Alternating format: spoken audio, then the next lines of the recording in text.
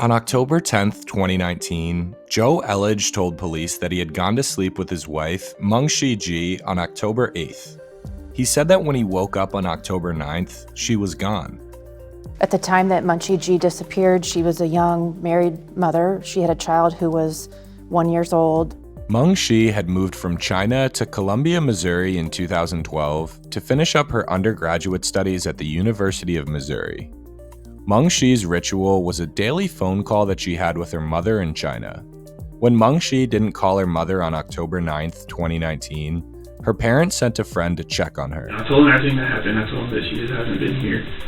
It wasn't until after that visit that Joe decided to call the police. I need to file a missing persons report.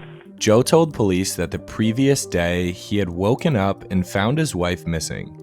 Then, he went on 2 long drives in Mengqi's car, looking for new hiking trails. There's just this big area that's all green on the Google Maps. And so I wanted to go and see if there were walking paths back there. Naturally, that raised eyebrows. Detectives searched through Joe's apartment, and on a hunch, police took in a pair of Joe's muddy boots as evidence. Just in case down the road they might be relevant. Something was amiss, yes, and they sensed it, and they took them. Despite Mengqi's whereabouts still being unknown, District Attorney Dan Knight took a chance and filed first-degree murder charges against Joe Elledge. A year later, a hiker making his way through a wooded area stumbled upon a purse that lay in the dirt. He had this walking stick, and he kind of flipped that purse around just a little bit. He noticed that there were these shoes, and then he saw something that looked like was maybe a skull. And in fact, it was the skull, Mengqi's skull. She had finally been found. That's right. That's right. It was a miracle. Dan Knight was building evidence against Joe Elledge and noticed that his cell phone records put him near Mengqi's burial site the day he reported her missing. What were the weather conditions like that day? Unfortunately for Joe, but fortunately for justice, it was raining.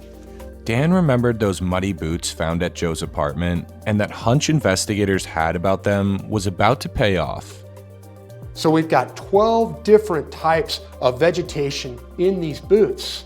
Joe's boots were sent out for analysis at a lab at the Missouri Botanical Garden, where juniper tree needles were carefully removed from the soles for DNA testing. They wanted to see if there was some way that we could match the vegetation in the boots to the site where a woman's remains were found. These are 2 samples that were collected from the left boot right here. Once we knew that we could get usable DNA out of the forensic samples that we took from the boots, then we needed to match them to the trees at the site. Missouri Botanical Garden assistant scientist Alex Lignan was tasked with collecting sample needles from the juniper trees surrounding Mengqi's gravesite. Plants have DNA, just like people. Absolutely, yeah. Every living organism on the planet has DNA. Back at the lab, the needles were compared to the needles found on Joe's boots. These 2 lines here are the genotype of one of the samples from the boot. And this one is from the tree that is overhanging the gravesite. And as you can see, the lines match up. And that moment for you when you realized you had a match? Yeah, it was really exciting. We got him. He was there.